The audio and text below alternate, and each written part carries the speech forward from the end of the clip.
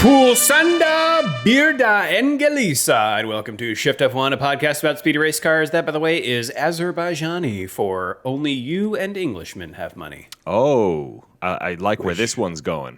Do explain. Yes, sort of saying that you're rich. One particular Englishman is about to have a whole lot more money. Oh, nice. But we'll get to that in the news. I'm Danny O'Dwyer. Wow. Oh, we're keeping that in. Well, we're Freaky Friday here on yeah. I'm Drew Scanlon. Shift+F1. How you doing, everyone? I'm taking care of myself finally. I'm going to bed at the right time. How are you, Drew? I'm doing great. I got all that meme money coming in. Oh, yeah. We figured out how to monetize GIFs, right? Because I am now swimming in it. I'm having a great time. You should check out an amazing podcast I recorded with my wife. The latest episode, all about war games, has just gone up. Check it out. And boy, what a shill this Drew guy is. I'm doing all right. Great. Joining us, Rob Zachney. How are you, Rob? Not bad. Oh, happy to hear about an Englishman getting rich. Glad somebody from that tiny little island finally made good. That's got to be exciting news for all the people back in Old Blighty. They'll be excited. Yeah, especially off the labor of other people. I think that's it's about time that happened. If you're new to this podcast, a very warm welcome to you. And if that intro is probably very confusing. But anyway, if you're new to Formula One itself, we've got an episode that's not confusing. It explains how F1 works, who everybody is. It's our preseason primer. And so if you'd like to go back and listen to that, it's episode 298. I'd say you don't need to, it's sort of it's evergreen for the season. You could go back, get up to speed, and then just hop right into Singapore, which is coming up next. Yeah. Also, the show would not be possible without our audience over at patreon.com/shiftf1, where every month we release ad-free versions of the podcast early, along with bonus podcasts and videos exclusively for our patrons that cover racing documentaries and films, F1 video games, experiments with other racing series, and a lot of weird things. So if you would like to support the show and get access to all that fun stuff, head over to patreon.com/shiftf1 or click the link in the show notes. What's going on this month in Patreon land, Danny? The votes are in. Drew Scanlon, Rob Zachney. We did our patron vote for what we should record next, which movie we should review. Sure, watch. That's more accurate. Do you want to know the results? I do. In fourth place. Okay. 2019's Trading Paint with 10%. Okay. Didn't happen. In third place, 2003's Biker Boys with 11%. Real fight for last place there. In second place, The Sim Racer in 2022 with 20%. But with 59%, 2004's Torque will be the movie that we watch. Fast and Furious with bikes is basically... I've seen the DVD cover before. That's all I've ever seen. So... I'm looking forward to it. Directed by Joseph Kahn, so it's bound to be an absolute banger. Great. Looking forward to it. We should have that up on the Patreon in the next couple of weeks, I imagine. Yeah. Sounds good. Not good. Exactly. But We'll find out. I am excited to watch it. I've heard some things about Torque. And a massive thanks to all of our incredible title sponsors. Philip Wells, My Neck, My Back, My Crack. Dr. V, The Chicken Finger Pita, a superior non-alcoholic light beer. Matt and Harmony, Deange, It's a Me Ferrario, Cryptocurrency, Mojo Nixon Gaming F1, Get Rich Odai Ryan, Agave ATX, Cyphus Training, Turf SCS, Michael Maves, Mission Winnow, TelemetryDeck.com, FTC, Drew Stewart, Bailey Foot, Rob's impending mushroom incident. Any backstory on that one, Rob? My yard's full of poisonous mushrooms. Oh, of course. Sorry. That was on this podcast. I assumed it was on a different one, but no, you're right. That happened. No, dog hasn't eaten mushroom yet? Not yet, no. Hasn't doubled in size and gone dit. Oh, that's the star. Sorry. The mushroom is gone fast. There you go. There are native mushrooms here that are hallucinogenic, but we don't have any of those. Just the poison ones. In typical American form, you've killed all the native mushrooms. You can't kill him. Abraham Getchell, Bunny Money, Snigs, Alex Goucher, Max Voltar Keyboards, Jeff Foster, Troy Stammer, William Romph, No Clip 3. That's it. That's good. Good job, folks. Lachlan the Madden Man, Samurai Love Story, and Jason Kelly. Thank you all so much for supporting us. And all of our patrons over at patreon.com/ShiftF1. You'll be listening to Torque very soon. Yes. No Clip 3, by the way, is a joke on No Clip 2, Danny's new venture. You shouted out my podcast. I'll shout out your. Appreciate it. So, yeah. Rob, you got anything to plug? Nope, all good here. His mushrooms. His upcoming mushroom business is booming. All right. Well, thank you again to all of our title sponsors and all of our patrons and all of our listeners. Let's get into Baku. We watched the qualifying. I watched qualifying. Yep. It was mental.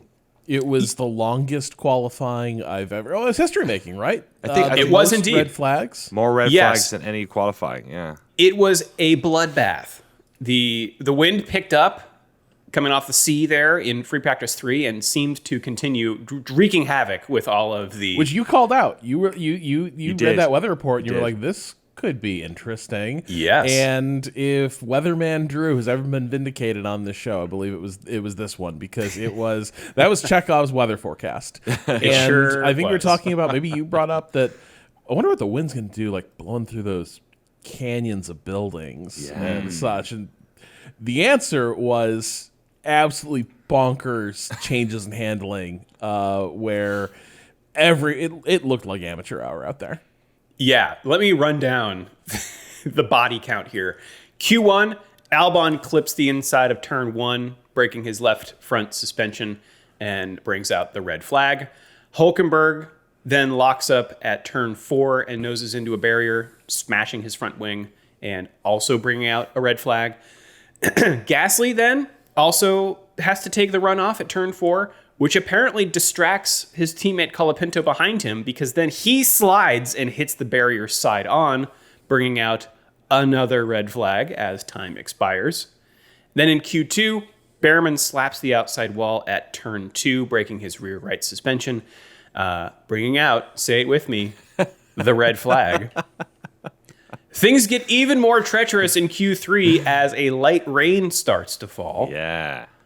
Lawson and Sainz are the first one to set times when the track is relatively dry, just before Charles Leclerc absolutely plows headfirst into a barrier at turn 15, bringing out our friend, the red flag.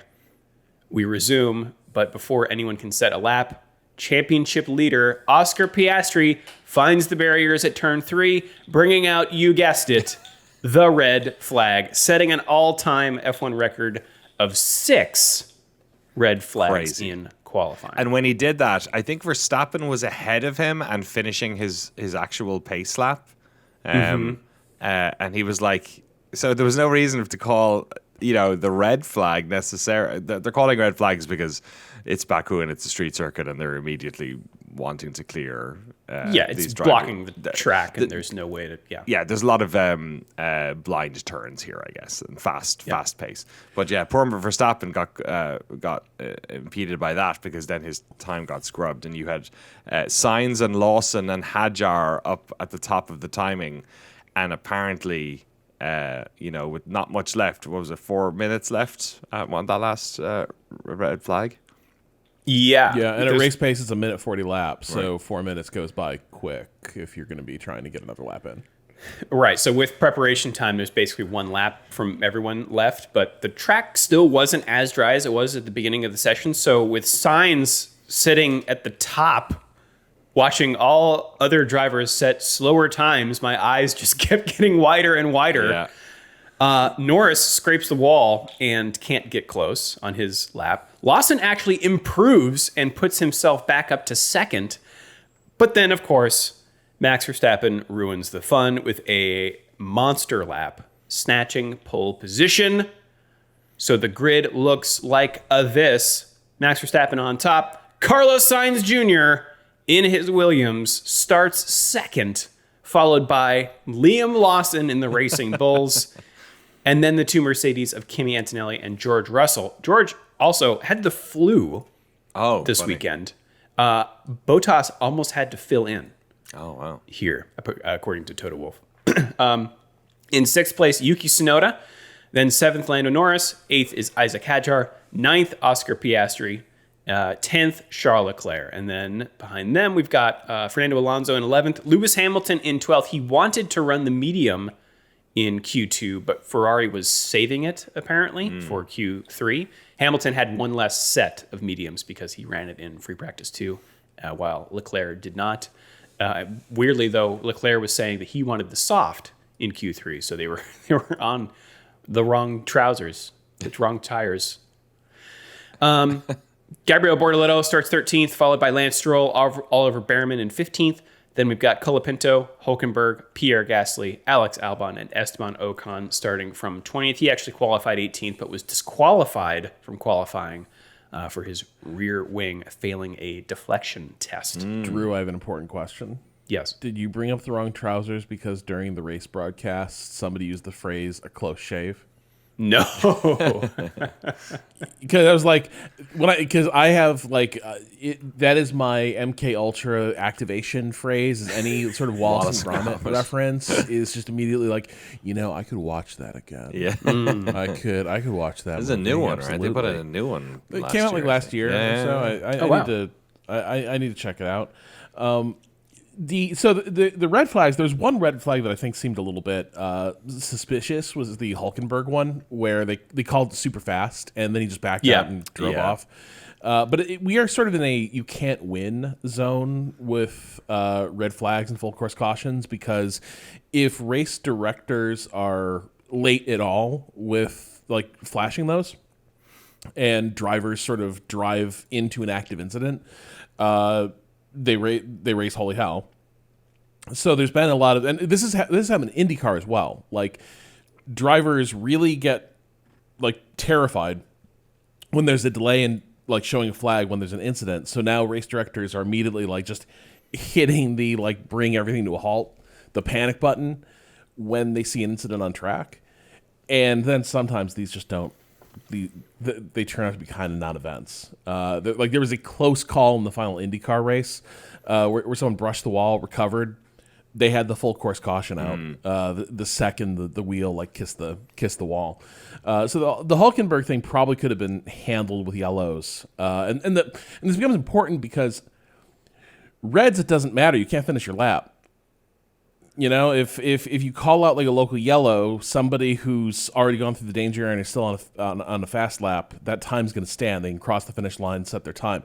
The minute that red flag is shown, it's over. Like that run is gone, and that means that these tires, which generally have one quality lap in them, have been kind of wasted. And so all those reds like really contributed to a weird grid even before the rain showed up, where you just had people's like the times they needed to get through just not materializing because their best laps were junked. I would be haunted if I were Alex Albon. Like you've had the luck, but also you've been better than Sainz the entire year, and that could be you. That could be you. And it was like inches, right? Like his was such an innocuous incident. It was just like a doink. Oh, my suspension's done. And a corner where you don't need to kiss at that. You do not need to cut turn one that fine. That is the other thing. Is any other corner you can say like, well, the margins there are super thin. Turn one, you didn't need to. You didn't need to. Yeah, that was a real F3 crash. It was a misjudgment for sure. The only thing with the Hulkenberg one is the barrier they probably had to replace because it was one of those. One of those. That's a good call. Whatever they're called. The Tech Pros? The Tech Pros, yeah. The other thing is like, the timing is so. It has to be so fast for safety reasons, right? Like, I think what happens is that each marshal's post has a button that they can hit. It's like a crash happened. And I think given the nature of the Azerbaijan circuit, they can if they hit like the double, because double yellow is like two waved yellow flags is like there is a car you need to actually slow down instead of like the single yellow, which is like warning. So I think if they hit that, the race director's got to be like, well, we're at Baku. That means if there's a car that has hit the wall and is in the track, we need to red flag it. If ever there was Trying to ascertain like the details of like, well, does the front wing come up? Like, what's going on here? Like that might take enough time that it could, contribute to a bigger accident. If ever there was a sort of a case for having a new flag that, or like a 2-sector red flag that allowed the people who were clearly far away from the crash to finish their laps. The problem is you can't make those calls in those moments because we know, with the benefit of all the cameras and hindsight and everything, where the crash was and yada yada yada. But in the fog of war, maybe 2 incidents happen as well. It's just kind of too dangerous to operate the track that way, I think, unfortunately. So this is just. Yeah, that was the thing I was looking at. The minute the red flag, I looked at where everyone was on the last one, and seeing Verstappen barreling down the start-finish straight, I was like, oh, that sucks. But them's the breaks sometimes in F1. A lot of these were kind of goofy-looking accidents too, but I saw that I think Carlos Sainz mentioned that with the cars also being so dependent on ground effect, that where you have these sudden like massive swings in the wind, where because obviously they're going around the track, they're turning corners, and then also the wind is being channeled through the through the track a bit between those buildings. Like you'll be driving and it'll be like 35% of your downforce just comes out the car immediately, which kind of explains why so many of these just looked like, wow, how did that driver just completely miss that turn? It's because like they have no choice but to the margins are tight. You have to go at these things full tilt, full commitment. And then if you get just unlucky with the literally the wind, right? Like literally shift in the wind, like your brake point, your turn in point, all that might not work on that corner. And Baku always has a wall waiting for you. If the car doesn't respond, this was a qualifying that really exaggerated the oddness of these cars, which is like when they're all working right, they turn very nimbly, and if anything goes wrong, it is like they can't turn at all. They're strange beasts. Yeah, Colapinto pointed something out. He said that something that contributed to his crash was that when he hits the brakes, the car goes forward, right? And if there are certain bumps, and this is something Verstappen talked about too in practice, like if there are bumps, your car is coming off of the ground. And there are a lot of bumps in this street circuit. So, that also is exacerbating some of the stuff here. But yeah, all right. Well, crazy qualifying. Should we get to the race, Danny? Sure. Lights out. Away they went. Most of them. Most of them did. We'll get to that in a second. Let's just get to it right now. Oscar Piastri jumps the start slightly and then stops his car. That actually also forces Fernando Alonso to jump the start because he was reacting to Piastri, so he gets a penalty for his troubles here.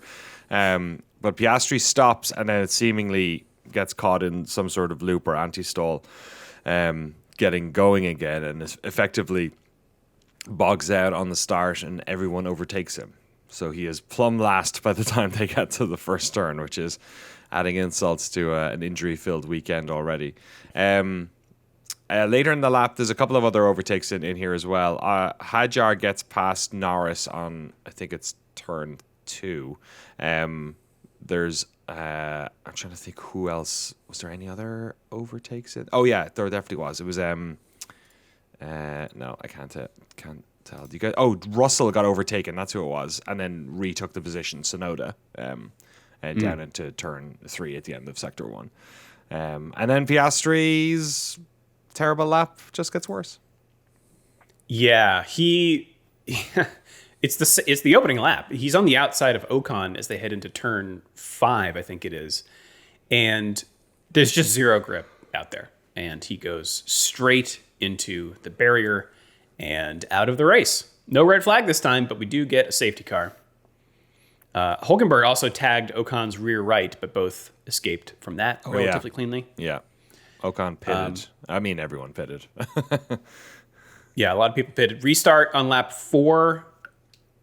Russell tries to get around the outside of Antonelli at turn 1, but gets squeezed and has to back out to avoid hitting the wall. He may have had space to he may have overreacted with his brake there. Okay. I think Kimi left him some space. Really? A little bit. I thought he was pretty far outside, like, because the corner comes back in a little bit, so like there's extra width at the apex, but then I think it tapers back in. I don't know that he could have kept his foot in. Either way, you probably shouldn't race your teammate that way. So him backing out was probably the judicious thing. It seemed like Antonelli was defending fairly. It's just the wedge closed, but Russell did just start swearing into the radio, and it did remind me that sometimes Russell feels like in another place and time he would whip a stable boy, punish him for his damned cheek. Well, his loss of momentum there, Russell's, allows Tsunoda to pass him for 5th place. Yeah, he actually does well not to lose more than one place, because I think it's Hadjar's behind him, I think, in the Racing Bulls or someone. Yeah, and he does a decent job of getting his filling up the track in front of him, let's say. Yeah. Further back, Norris has a terrible restart and allows Leclerc to sweep around the outside on the main straight into 8th place. Bizarre. This was absolutely bizarre. You don't see both sets of commentators were like, "Bill, you really caught him sleeping there. What's going on?" He just didn't go, and like it's not like oh, Lando's not used to being back there, and he spent most of his early career back there. And this does not happen. This isn't like a thing that happens every race where like, oh, somebody messed up the restart. In general, you see very few overtakes on a restart except into a braking zone. You don't tend to see them on the second longest straight in F1. I couldn't believe it. And it's worse when you watch the replay of like how much distance there was between him and the car in front when they went. He was just like so far back, and then he didn't go as well. It was really, really amateurish, I guess. Me sitting here on my F1 couch commentator, but this one was pretty bad. Yeah. Hadjar is also in the mix, but is apparently having a issue with his throttle and drops back a few places. Lap 10, Russell wants that place back from Tsunoda and seals the deal with the DRS zone into turn 3, retaking 5th place. That was a good duel. Like that was a lot of laps of him. Like obviously every overtake here just about involves like just trying to close up the distance as much as possible so that you can get them in the second DRS zone. But it requires a lot of setting that move up for you to keep it, because that you have to be able to stay close through that like twisting middle sector. If you give up too much time, you won't be in striking distance. Though it definitely seemed like for as long as the DRS zones are, there's a lot of convergence in terms of how fast these cars can go, and so these moves were really hard to overtake. Yeah, maybe also exacerbated by the wind. Yeah. Lap 17, Albon goes deep on the inside of Colapinto at turn 5 and hits his rear left, spinning him and earning himself a 10-second penalty. This is another one that both commentators were like, "Wow, that's a real last position overtake right there, right in front of Oscar Piastri, who the camera cuts to is watching on like someone's phone that they've handed to him. You must be bummed, like when you crashed, that you didn't like just like scamper across the track to the infield so that you could go back to because you're kind of trapped there. There is one on the exit of the pit lane. There is a bridge there, so I don't know why he didn't take that one, but maybe he was just happy. It was time to be sad boy. Like I think sometimes sometimes incidents leave you with big feelings, and I think he wanted to sit there with his little bananas and like apples that the marshals had set him up with, and watch the race on the phone. So, sometimes you crash in Monaco, you go back to your apartment or to your boat. Sometimes you crash in Monza and you cry in the woods, and then sometimes you crash in Baku and you just set up a little fruit plate for yourself. I think a lot of people are going through it. I think the Albon move had a bit of like Carlos is living the life that should have been yours. Yeah. He's like, I'm not going to let Colapinto, like he's not my Team Torque brother anymore. I am gonna go under him at this corner and get this position. And it was a very public matchmaking move, as far as racecraft. Yeah. Ghost mode enabled. All right. Well, we're going to take a quick break, and then we will be back with the end of the race. All right. There's a little bit of drama. Oh, boy. Drummer. The British is Jeffrey creeping Drummer. in. With the tire strategies, since we think we might get some rain, but ultimately there is not much, if any. Norris pits on lap 38, having lasted a long time on the medium tires he started with, but it's a slow stop. And once Tsunoda pits to cover him off, Norris is in the back of a Tsunoda, Lawson, Leclerc train. This was the entire race. Yeah. Yep. They had extended his stint, so this would not happen. Exactly. Because they couldn't. The McLaren, not for the first time, exhibited no straight line overtaking capacity at this track, and so they were just kind of even if Piastri had survived, it seems like they were both stuck toward the back of the points paying positions. But they had extended Norris pretty deep into that stint so that he would not come out in a DRS train. And on net, I think it was 2 positions, right? He ended up basically net loss of 2 positions. Because I think, God, I'm trying to remember where exactly he came out. You're right, yeah. Lawson, and Tsunoda and Leclerc. Lawson. It's Leclerc gets past him as well. Yeah. So it was yet again a bad McLaren pit stop. And this time they can't swap it back. These other teams. So very frustrating stuff. And the way Norris always seems to get the raw end of the deal as far as McLaren, pit mistakes is kind of striking. This one seemed weird too. It seemed like the right front wheel gun just didn't engage. You saw it revving like crazy, but it almost looked like it was bouncing off the nut. The way the gunner was holding it. It was a strange thing, but that was all she wrote. This was his golden opportunity to claw back a lot of points. Was a bit of a side pot here, but was it in Baku that Bottas's wheel nut got burned onto the Monaco? Oh, it was Monaco, as I knew it was a street circuit. I want to say it was Monaco. Still one of my favorite botched pit stops. Still, it's the longest pit stop ever. It's still going. Yeah, you're right. They still haven't gotten the tire off, the wheel off.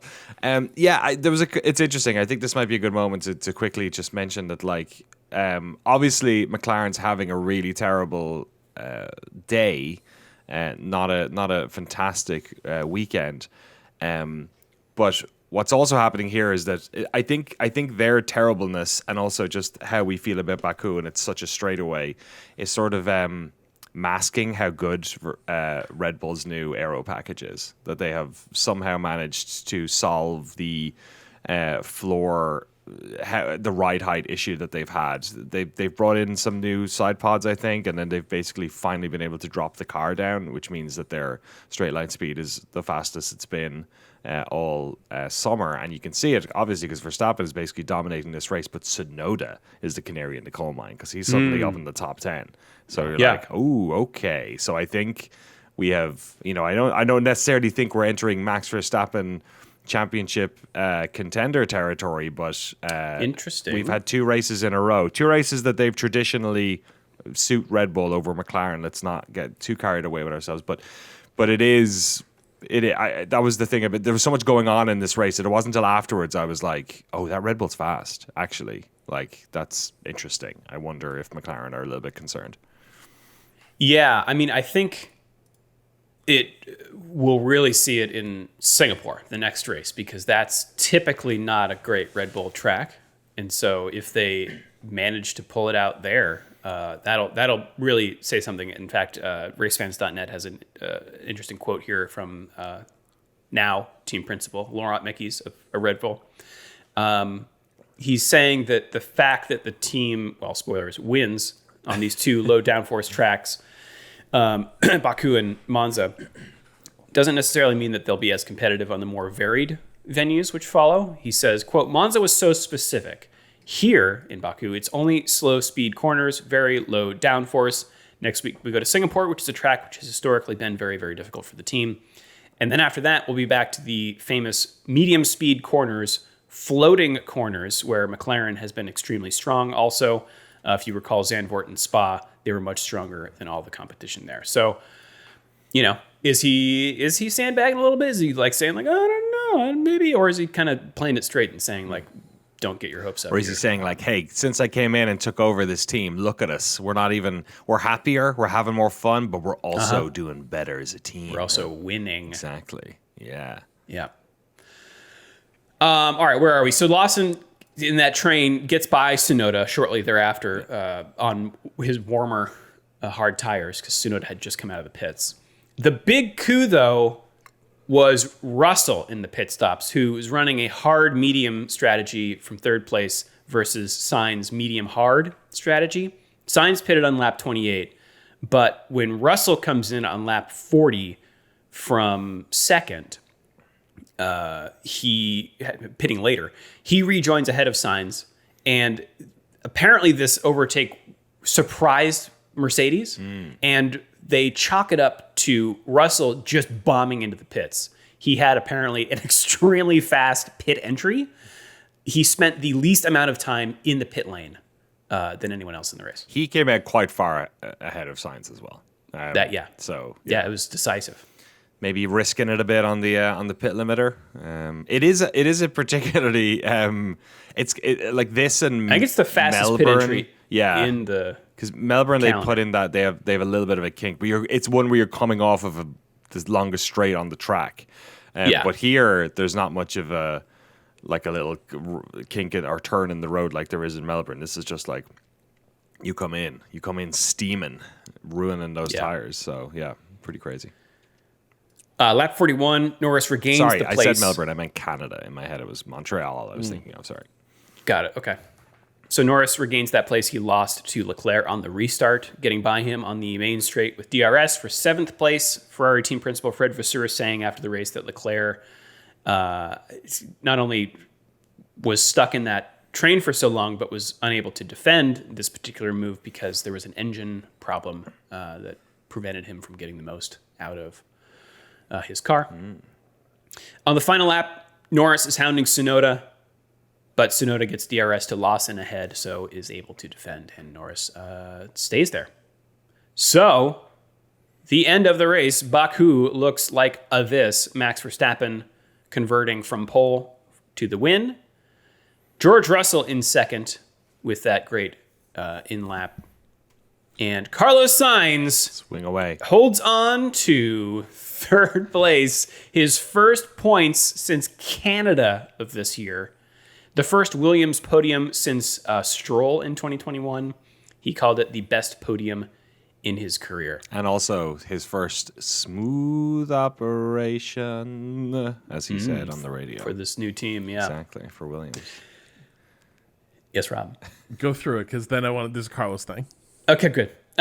Kimi Antonelli in fourth, followed by Liam Lawson in fifth. Yuki Tsunoda sixth. Lando Norris seventh. Perhaps even more haunted than Alex Albon, having been unable to earn more than 6 points when his championship rival busted out of the race on the first lap. Lewis Hamilton in eighth. He made up 4 spots. So here we were talking a few episodes ago about like, why don't they ever actually, the drivers behind the teammate is always asking, let me go. I can get him. Just let me try and we'll swap back. They did that this race. Hamilton was faster than Leclerc and they were on different tire strategies. So they swapped him. All right, Hamilton, go get him. It didn't work. And the plan was to swap him back, put Leclerc back ahead of Hamilton. But Hamilton messed it up. Apparently, he was confused about where the actual start-finish line was. So they were doing it on the last lap. Kidding. They were going to try to swap it back. Did he slowed forget? down, but he crossed the line before Leclerc. So Hamilton did apologize, saying that it won't happen again. Leclerc was like, whatever, it's 8th place. But yeah, just kind of a, not a great weekend for Ferrari. Not going to win a championship with that mentality, Leclerc. Every Yeah. point matters. Leclerc finishing ninth. As a Kadjar, the last of the points-paying positions. Just behind them, Gabriel Bortoletto in 11th, followed by Oliver Behrman, Alex Albon, who made up 6 spots along with Esteban Ocon. Well, he did finish in 11th, but he got that penalty for tagging Colapinto. Oh, right, of course. So he got pulled back. Right. Esteban Ocon in 14th, also made up 6 spots. Fernando Alonso 15th, Nico Hulkenberg 16th, Lance Stroll 17th, Pierre Gasly 18th, and Franco Colapinto 19th, and the DNF of Oscar Piastri. He did earn a 5-second penalty for a false start, which he was unable to serve since he found the wall so quickly. But that will apparently not be converted into a grid penalty. I think the stewards basically said, it's such a slight one, and he already crashed out. We're not going to, don't worry about it. A grid penalty would be too harsh for that. Hey, don't worry about it. It went to the Don't Worry About It Council, and they were like, yeah, don't worry about it. That's how F1 rules work. The rule of cool. Yeah. All right, well, that is Baku. Shall we take it to the news, Rob? Oh, What little news there is. But the Carlos Sainz, what? can I talk about one thing? Did you guys see what I posted in the Discord a couple days ago? Yes, please. So please describe. There's a great clip. It was on, I think it was Sky Sports F1's. It was ESPN's F1 account, I think, because they're the ones that just rip all of the drivers' Instagram posts and repost them. Fantastic. So apparently on the High quality ESPN. on the flight back, I guess they got diverted. Some of the drivers did, and Leclerc and Sainz, who were obviously buddies driving home to Monaco or flying home to Monaco, got diverted to somewhere in northern Italy. And so there's a great video of Leclerc, Sainz, and then 2 of their mates in a rental van at nighttime driving home to Monaco.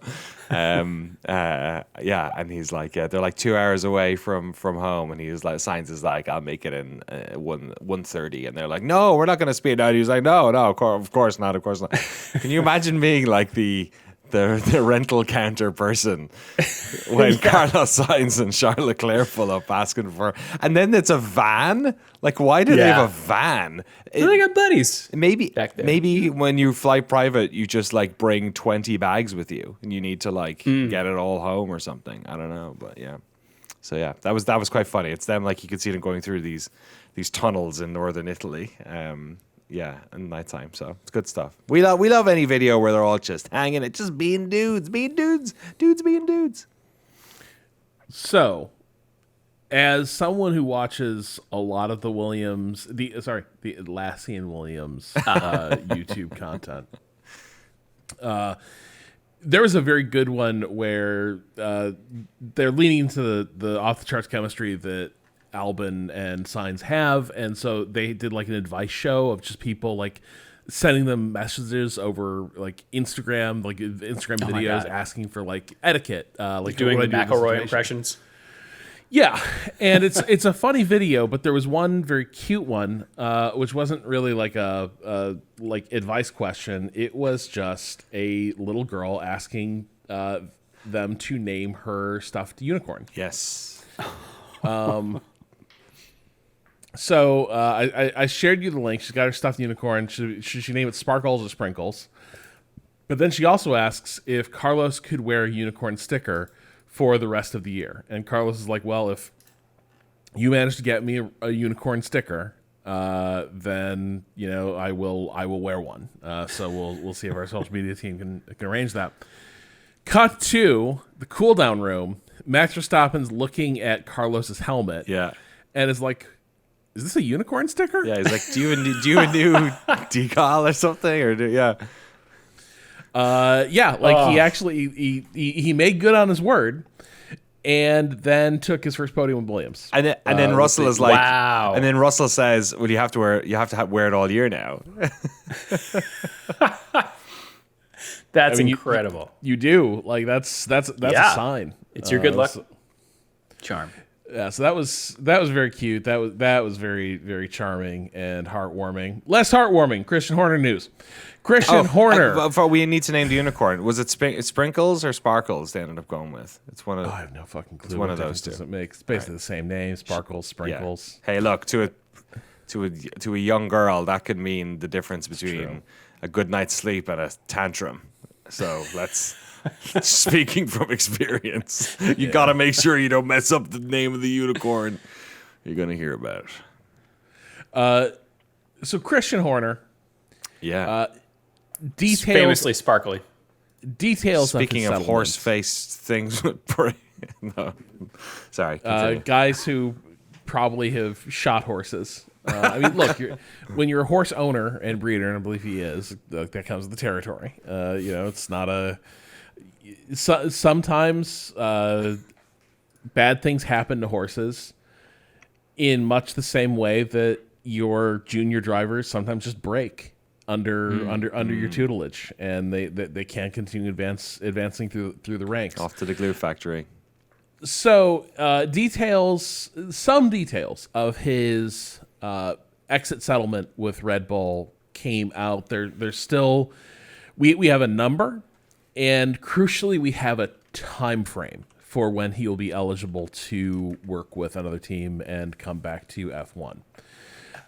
He is getting $100 million in severance money following his departure. Doesn't it? $100 million. Pardon? It sounds made up, doesn't it? It's just like $100 million. It's like a number a child makes up. It's just an absurd amount, and also a round number, which is interesting. But, I mean, obviously, the value he added to that team, the difference making, really, he earned that money. They're making sure he's getting what's his. This definitely isn't money that should be Adrian Newey's pocket. Anyway.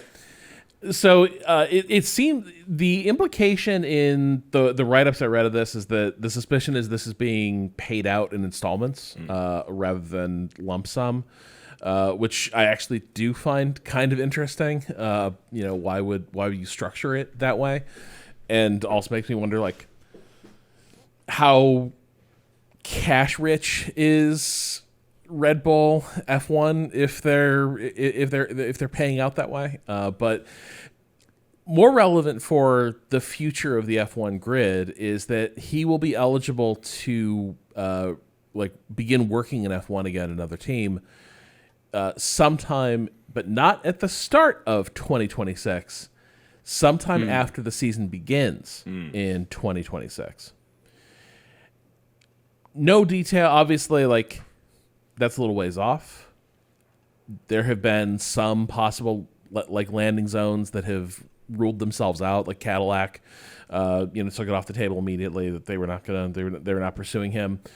The race suggested that the place that makes the most sense for him in terms of where the team is at and sort of a current, not leadership void necessarily, but an obvious need to replace sometime soonish is Alpine. That is a troubled program that Flavio Briatore was brought in as sort of an emeritus overseer in some ways to try and fix that mess. But he is himself a much older gentleman. It is a big job that requires a lot of continuity. So that is a place where it would make a lot of sense for him to go and take over a program that kind of befits his stature, and also culturally, it feels like great fit. Obviously, Alpine's had huge asshole vibes for a little while. The problem was they were incompetent assholes. I think with Horner, you might get the competent asshole. Just don't let him have private texts with employees. I think would be the no group chats here at Alpine. No group chats with the boss. So that is the obvious landing zone. They also said that maybe Aston could be a place that he could end up because Stroll loves to recruit big names and go for that prestige, but would that fly with Nui? Yeah. And which one do you want more? I would pick Nui. I mean, maybe from Stroll's perspective, it's like, we got you under contract. You can't leave. So we're putting the band back together. And it's like, I don't want to be in the band. It's like, doesn't matter. Band is back together. We're the new Red Bull. But I probably don't see it. The other thing is that I'm not sure Stroll wants to. I don't know. It seems like a pretty miserable experience running that team in some ways. But like, no, I've talked myself around to this. I want this to happen now. Wow. Because I want Lawrence Stroll to be like, I'm exhausted. This team's frustrating. I don't know what's happening here. Christian, fix this team. He's like, all right, first things first. You have to keep Lance. No. Yeah. That's what I want. I want a recalcitrant, pissed off Nui being forced to work with a guy he fled from. I want Christian being like, I'm the big dog. I'm going to run this team. Aston Martin's going to be an amazing powerhouse. What do you mean I can't get rid of this kid? He's not even a kid anymore. He's like 40. Doesn't matter. He's going to stay in. So now I'm all in. Now I'm pulling for it. I think it would be fascinating to see him at Alpine. What would that work? Or would he also fall victim to systemic Frenchness? Or would people fall victim to him? I do not want Christian Horner in this sport anymore. Could you just take? We've given you. Look, you've been given $100 million. Can you just go off and shoot horses for the next 30 years? Just go do that. Surely now as well, this is the moment where Jerry should run. You've suffered enough of this. There's been a big payout. Let's just take half the castle and go. You're the talent. You're the talented one in the relationship. You've managed to keep it together. The Spice Girls. Let's just, I'm sick of talking about this guy at this stage. And yeah. I do find it quite funny that Red Bull are having this like little mini renaissance at the moment. Basically months after he's gone. So I'm not necessarily saying causation or whatever, but I don't know. I personally, there are a couple of people in this sport that I would be, as I'm sure is the case for lots of us, be more than happy to see the back of and make space for other folks, and he's definitely one of them. Well, we're not done with Alpine news, are we, Rob? We are not. It's not the newsiest news, but Alpine have now explained that their second seat, it is coming down between Colapinto and Paul Aaron. They're not going to be looking at drivers outside the Alpine program. So it's sort of it's Colapinto's seat to prove he deserves it. Doesn't look like that's going amazingly. Paul Aaron stands a really good chance of getting the seat. Kind of feels, maybe I'm cynical here. I kind of feel like maybe they didn't give Jack Doohan a real chance. After they put Colapinto in, they said they were gonna maybe alternate drivers and evaluate them side by side. But maybe what's he they doing? did evaluate. Yeah. I don't know. So it sort of seems like the reign of terror over the second seat is continuing there. Seeing if dread can inspire greater feats from Colapinto. I don't follow much. Danny, does Paul Aaron, are there any highlights associated with him? Do you have any? Nothing. No. Yeah. He's not necessarily on my radar. He's just part of the Alpine program. Does anyone know? Yeah, maybe he's one of their development drivers. Okay, but yeah, it doesn't bode super well. Maybe I'm mostly just upset that in F2 that the chances of an Irish victory have crashed out this weekend. Let's say. Yeah. Sorry. Damn. Alex is done. All right. Well, let me run down the championship standings as they stand, because some interesting developments have occurred. Drivers, Oscar Piastri still on top despite the 0 points from this weekend. Lando Norris closes up the gap. He's now a cool 25 points back. Max Verstappen is 44 points afield from Lando Norris. So mathematically, still in the running. And again, we'll see if Red Bull can pull it together at Singapore and maybe a comeback can start. George Russell is 4th. Charles Leclerc 5th. Lewis Hamilton 6th. Kimi Antonelli makes up a spot with his... Where did he finish? 4th, yes. So he's now in 7th in the Drivers' Championship. 8 points ahead of Alex Albon, who's in 8th. Isaac Hadjar is 9th. Nico Hulkenberg 10th.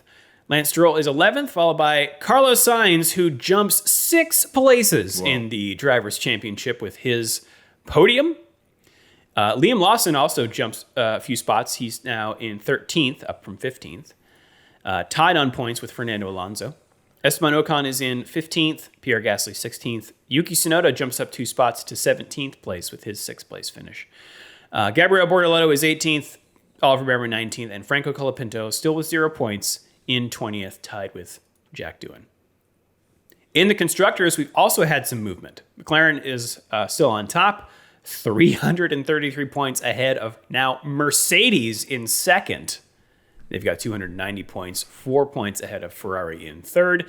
Red Bull is in 4th. Williams, again, continues to seal their 5th place spot. They now have 101 points, which is 29 points ahead of Racing Bulls, who jump up a spot into 6th place. Aston Martin losing that spot down to 7th. They are now 10 points back from Racing Bulls. Sauber is in 8th. Haas, Gene Haas and team, in 9th. And Alpine in 10th. If you would like to join the standings yourself, you can join our the official Shift+F1 Fantasy League, which is linked in our show notes. From Azerbaijan, our podium in the fantasy land looks like this. In 3rd place, that Red Bull's a monster. In 2nd, Debt of Hajar. And in 1st, Praising Bulls. Oh, I like that one. Yeah, I mean, who would have guessed? This is a very blue team here. Verstappen, Sainz, Hadjar, Tsunoda, Lawson, Red Bull, and Racing Bulls. That's the makeup of the winning team from Azerbaijan. Kind of weird, but prescient. Overall, though, in 3rd place, the Fast of Us 2025. In 2nd, there's been a swap at the top here. F1 banned my team name. And in 1st, moving into the 1st place, Ukulele, parentheses, Endor 8000. Wow. That's right. All right. My computer is acting a little weird, Danny. So cool. If I drop for some reason, I'll be back. But no problem. You can send us an email if you want, shiftf1podcast@gmail.com or fn.cool/emails. We've got the pre-show next week for Singapore, so we'll probably read emails then. You could also hit us up on the socials using the links in the show notes. That is us around the internet. Should we take it around the world? Let's race around the world. Yeah. MotoGP is back at... in my heart, it's Twin Ring Motegi, but... and it's still Twin Ring Motegi on Wikipedia. So I'm going to say, forget Mobility Resort Motegi. We're going to the Twin Rings in the Tochigi Prefecture. Ooh. I kind of want to go to right. Mobility Resort. Is it just like a bunch of people in... Just doing stretches. Yeah. No, I was thinking it was like... Or on Rascals. Well, I was thinking of a bunch of people like driving around in like, golf carts and stuff, like an elder sort of place, you know what I mean? Where it's like, oh, it's hard, there's not many steps, which would be cool at a racetrack. Like they should do that. That should be the way you get around racetracks. We should all adopt, we should all be like cars in Pixar. The minute we cross into the racetrack, we're treated as cars and we get to drive around and park and stuff. Right? Right? You'd fit fewer people in, but it'd be great. Everyone gets a golf cart. It's like going to the RV park. It's a good time. Yeah, I'm not seeing what exactly the Mobility Resort refers to. I'm also a fan of an immobility resort where you just stay in your room all day and they bring you room service and you have your own little private jacuzzi. It's a good time. Frozen in carbonite. Yeah. The World Superbike Championship is in... A lot of bikes. Chuel, Spain, for the Aragon races. Oh, yeah. You said that last week, didn't you? That's right. Yeah. Yep. The NASCAR Xfinity Series is at the Kansas Speedway in Kansas City, Kansas. Oh, the Kansas Don't get side. confused. Wow. Yep. Not much happens over there, but I guess they got NASCAR. They do, and they've got the Kansas Lottery 300 is what we're stuff. racing at. Yep. The World Endurance Championship is at Fuji International Speedway, standing in the foothills of Mount Fuji in Oyama, Suntoji District, Shizuoka Prefecture. Oh, great apples. Yeah. For the 6 hours of Fuji, we've got the NHRA racing at the Worldwide Technology Raceway in Madison, IL for the Napa Auto Parts Midwest Nationals. That's cool. Is that owned by Mr. Worldwide? Perhaps. Hanging out in Napa. Oh my God, he's pulling into the pits. The pit bulls. Oh. Writes itself. You should do it. It's true. Race the Red Bull in the pits. There's something. There you go. Yeah, there you go. And we got NASCAR. Yeah. Speaking of Mr. Worldwide, team owner. Is he still on a team? Did he own a team? NASCAR? He certainly at one point did. I'm not sure if he still does. With Michael Jordan? Or am I conflating some stuff? Did you have a dream? Maybe. Did we? We're also at the Kansas Speedway for the Hollywood Casino 400 presented by ESPN Bet. Wow, we got lotteries, casinos, and sports betting happening in the stock cars this weekend. Breaking news from Valentine's Day 2025. Pitbull on X, formerly Twitter, ending partnership with Trackhouse Racing. Over the past 5 years, we've made history by introducing NASCAR to a whole new audience and falling in love with NASCAR fans at the same time. We have made the decision to terminate the partnership with Trackhouse Racing effective immediately. We're looking forward to performing on the biggest stage this Sunday at Daytona 500. This is an honor. It's a true honor, Dale. So, is that him leaving the team? I don't know. Can't be doing this bit again. Can't. It's a true honor, Dale. The infinite words of Pitbull. It's a true honor. Praise Dale. Praise Dale. We do all know that it's Dale, right? Yes. Okay. We figured that out last time. I think when he announced his team. I'm on the Trackhouse Racing, and I'm doing a Control F for Jordan. It is not related to Michael Jordan. Who did Michael Jordan? Michael Jordan, NASCAR. Welcome to your latest episode of We Google Things Live. 23XI Racing, of course. Are they still around? The Wikipedia has them in the present tense. Michael Jordan, Denny Hamlin NASCAR team. They are the 23 Toyota Camry for Bubba Wallace, 35 for Riley Herbst, and 45 for Tyler Reddick. Nice. They have a technical alliance with Joe Gibbs Racing. They also have a part-time driver called Corey Haim, who is not to be confused with Corey Haim. The actor. The actor? Okay, that's it for Race Around the World. Danny, that's what's going on this weekend. What happened this day? What happened in days of past? Hopefully it involves some sort of anecdote about Pitbull. We'll find out. Mansell Probably. was also making waves in the 1989 Portuguese Grand Prix held on this day. The Englishman missed his Ferrari pit box when he came in for a stop against the rules, reversed into it. He then ignored the inevitable black flags and fought Senna for second place before they collided and took each other out on lap 49. Gerhard Berger in his Ferrari won the race, while Stefan Johnson came in third, scoring the only podium finish for his short-lived Onyx team. Pierluigi Martini led one lap at a GP, the only time a Minardi has ever led a race.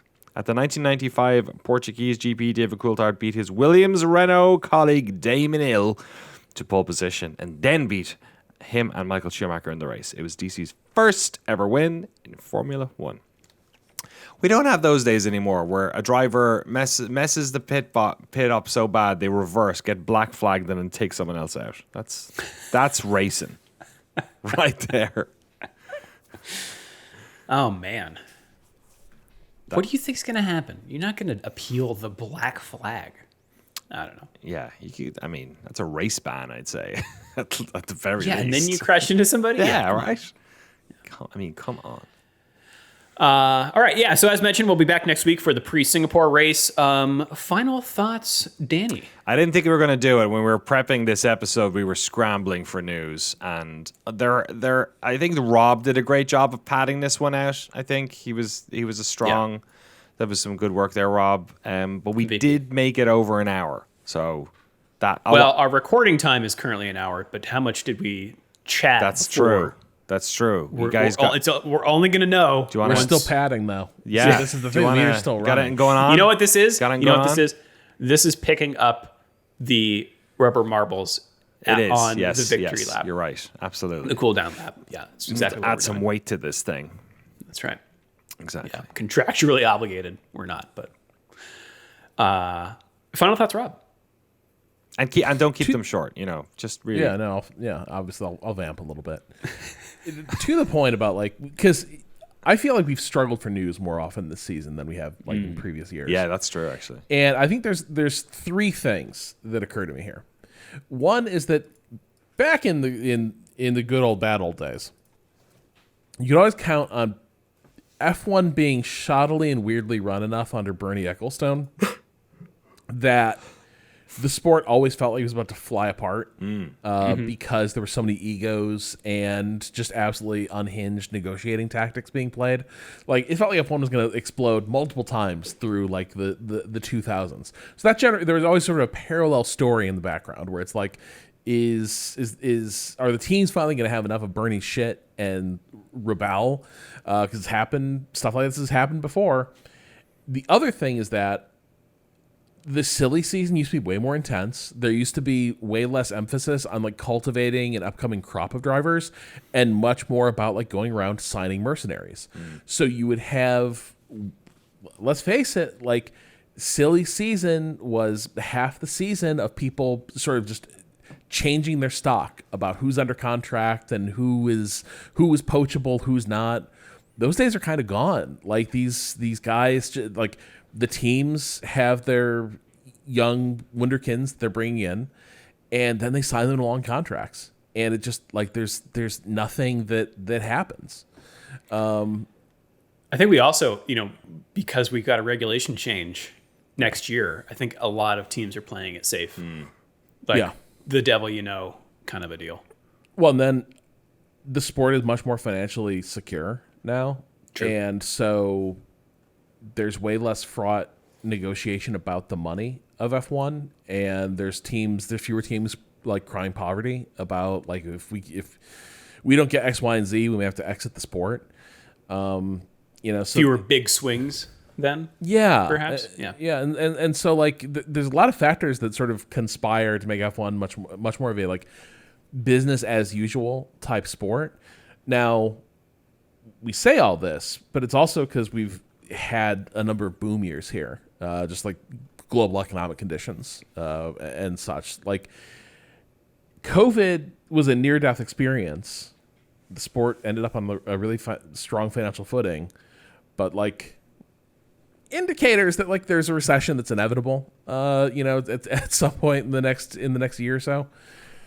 So who knows? But that might solve our news drought as we start seeing what F1 looks like when the line stops just going up of its own volition.